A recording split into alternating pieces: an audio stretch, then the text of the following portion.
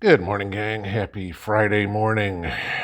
So, as winter starts to become normal, at least for me, okay, temperatures in the 40s, that's normal around here. Uh, that's a good thing, right? And for many reasons. You got to have the kill off the bugs, the fruit trees need chill hours, the whole 9 yards, okay, stuff like that. Europe's also going through a warm spell, which is supposed to be followed by a cold spell. All right. And of course, we have everything going on out in California right now where they're getting feet and feet and feet of snow in the Sierra Nevadas and God knows how much rain and things like that. So it's still kind of crazy. But I'm not here to talk about the weather. We get another whammy, if you will, to take a look at in the food supply. And again, this is what nobody ever thinks of, and you and I talk about it all the time, is putting puzzle pieces together. Now, many times you guys have heard me say, watch what happens in Europe, wait till it comes here, right? So we get a story today out of France, and we could probably see the same thing here because we know we're seeing somewhat of the same thing here. Not yet, but let's wait till, say, I don't know, summer, next winter, whatever, and just something to prepare for. What a concept. Headline: Major food company in France reduces production by 80%. Energy costs just too high to stay in business. Yeah. So let's think about this, guys. We all, we doing the exercise that we started yesterday on food costs and everything. We know the problems we're already having with certain items not being available or being in short supply because pick a reason, okay, whether it's bird flu or supply chain or, give it something, there's a reason why everything's short. And then we get the ridiculous prices that we're paying for it. But now let's look at what happens if you get a Purdue, let's say. Let's take one and one and put them together. Bird flu, culling chickens, okay, and extremely high energy prices. What is that going to do to not only the price of chicken, but then the availability of chicken? And I'm just using that as an example, okay? We could talk about, let's say this happens to cans of pork and beans, or cans of tuna, or gallons of milk, or whatever. This is the whole thing, okay? When you have major food companies coming up and saying, we can't afford to produce the food, that's a problem. Now, let's add this going forward to the U.S. economy. All right? And again, these aren't all cut and dry issues. It didn't rain, therefore we don't have enough water to water the farm, therefore food prices are going up. There's a multitude of reasons, and they kind of all play upon each other. So on Wednesday, you had labor reports come out, and this was kind of interesting. We still have 10.5 million unfilled jobs in the U.S.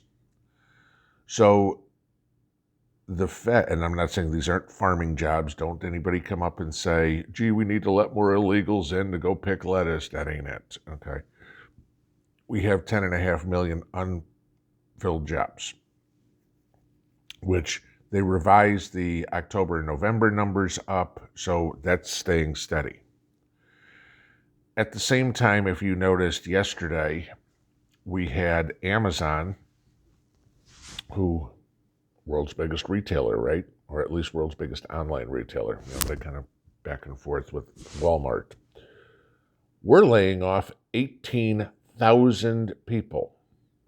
We have 10.5 million jobs that are unfilled, and we have 18,000 people from one company getting laid off. All right? Now, Amazon's saying, oh, these are people in the offices and stuff.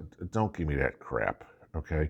You don't have 18,000 people employed in middle management that are expendable. You are getting rid of, cutting staff in the fulfillment centers, the warehouses, the truck drivers, whatever. And how could I say that? Gee, remember when Amazon Prime was free 2-day delivery, and then it was free 2 to 3 day delivery, and now it's free 5 to 7 day delivery, yet the price keeps going up and the service keeps going down. This is what we're seeing. There's going to be more and more food prices go up, food availability go down, jobs go down because the companies can't afford to pay the people. And I mean, I get this part, all right? That, you've heard me bitch left and right about the $15 minimum wage and how stupid it was. Get ready to pay for a $10 Big Mac, okay? Well, guess what? We're now reaping what we sow, okay? You're paying $6 for 18 eggs. And if you think about that, if you're making minimum wage $8 an hour or whatever it is, it costs you nearly an hour's worth of work to buy, after taxes, to buy 18 eggs. If you got $15 an hour, it's still costing you a half an hour's work to buy 18 eggs. Really? I mean, let's start thinking about that.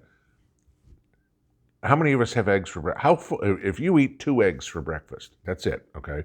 No bacon, no sausage, no toast, no nothing, just 2 eggs. Is that enough to keep you going for the rest of the morning? Probably not. You need to have something else. But you now spent half an hour's work or an hour's work. So to get you from breakfast to lunch, that's 4 hours, okay?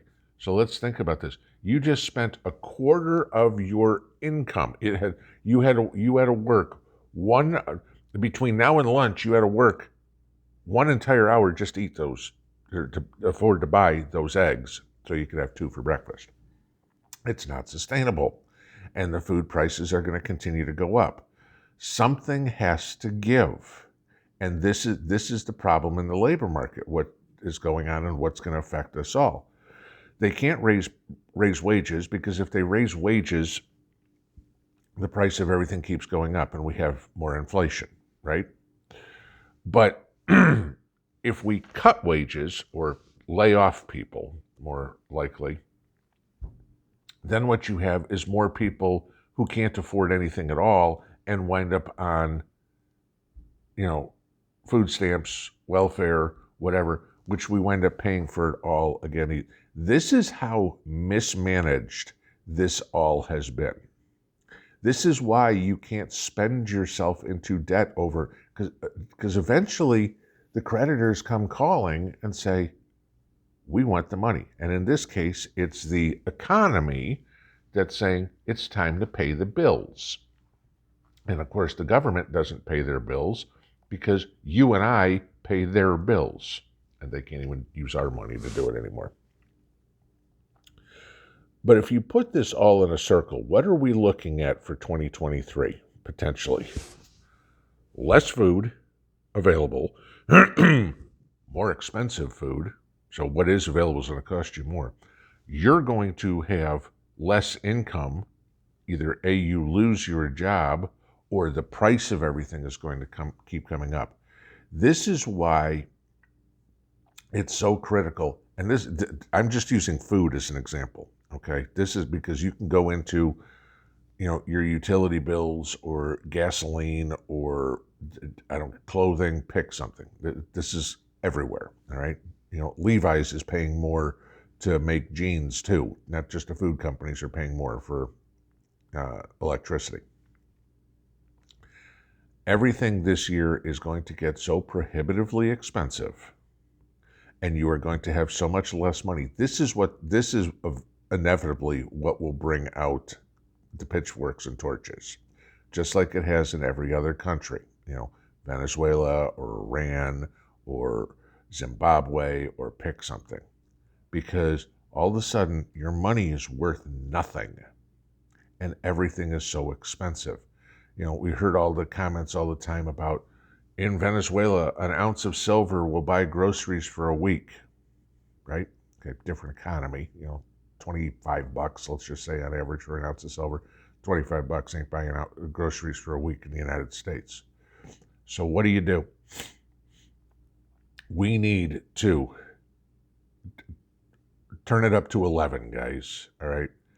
Because everything that you're paying for today, as ridiculously expensive as it is going to look a hell of a lot cheaper, or today's prices are going to look cheap compared to what we're going to see a year from now.